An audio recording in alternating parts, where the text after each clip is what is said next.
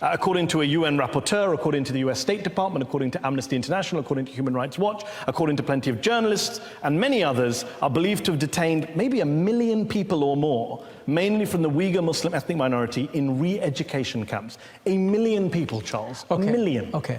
It's certainly not grabbing headlines in China. Isn't that because you don't have a free press in China, so you can't have headlines about the Uyghurs? No, it's because there are 55 national minorities in China, and Uyghurs' population is, in total, 9 and 10 million, I believe, in Xinjiang. yes, 0.7% of But the world doesn't population. work on percentages. If you lock up 1 million The people world in doesn't- camps, the the world world- pays attention. 1.4 billion people need to be fed, need to be clothed, What's that got to do need with to be locking up 1 million educated. people in Xinjiang? That must concern you to hear that 1 million people of your fellow Chinese countrymen and women have been locked If up by it's your true, government. sure. How do we establish if it's true or not? Why don't you let people in to check and count? Then we'll know for sure. I think people have visited. No, they've been on kind of supervised trips with Chinese monitors to select camps where they haven't been able to see everything. In fact, Reuters went on a trip last year. They were taken around, they were allowed to meet some people, and the people sang, "If you're happy and you know it, clap your hands." And Chinese government monitors stood in the room the whole time, and no one was allowed to speak to anyone independently. well, you know, Charles, that there are people who've been in those camps, who have come out of those camps, are now refugees in the US, in Kazakhstan, and they have testified to hooding, shackling, torture, sleep deprivation, sexual humiliation, starvation. This is what's coming out from people who've been in those camps in Xinjiang. If it's true, then they're certainly very bad. This is not my area of expertise, and I'm not involved in the politics, and I've never been to Xinjiang. I'm more concerned about the economic side. Round 2, fight. There's another gentleman, he was very promising footballer. Because he traveled abroad, he was deemed a potential terrorist. He's in a camp, he's not a terrorist. And the last but not least, and it's really important, the peace activist Ilham Tohti, very widely respected individual, he has always advocated that the predominantly Han Chinese should get along with the Uyghurs and vice versa. He was locked up for life for this kind of moderate advocacy on behalf of his own people. So I would say these 3 individuals need to be released immediately. The 1 million Uyghurs and Kazakhs need to be released immediately. There is no justification to bring so much harm to them and their families. They should be able to live in peace and free from fear.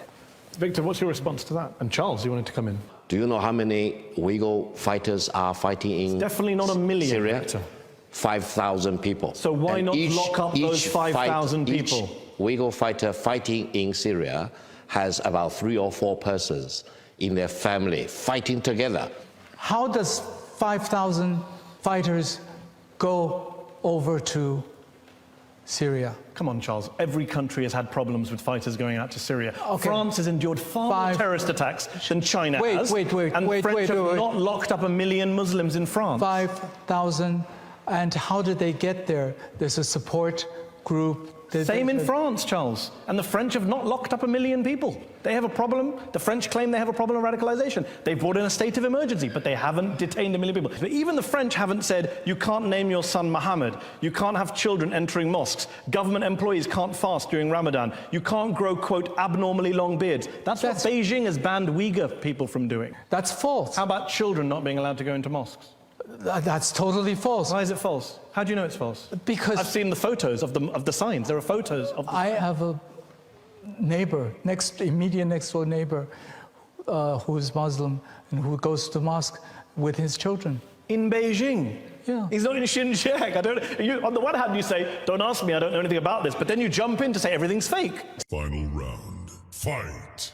Stephen, let me ask you this. You're listening to Charles and Victor saying this is propaganda. What do we know? What does the evidence suggest to you that you've seen that can be corroborated about what's happening on the ground on a place like Xinjiang?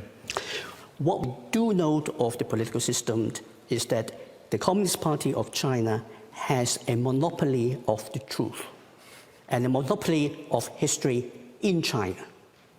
Therefore, what they say must be true is by definition, and what anybody else has to say that does not coincide with what the party says are false news. That is what we are dealing with. When we are talking about 1/10 of an identifiable minority in the home country, being identified and put in camps. How would our friends here feel if 1/10 of the native population of Shanghai or Beijing are living in camps? Charles, do you want to answer that? I've never thought about that question. Okay, but he's just posed it. I just don't see it. I don't see it happening. I don't see it possible physically. I just don't see it. I don't see it happening.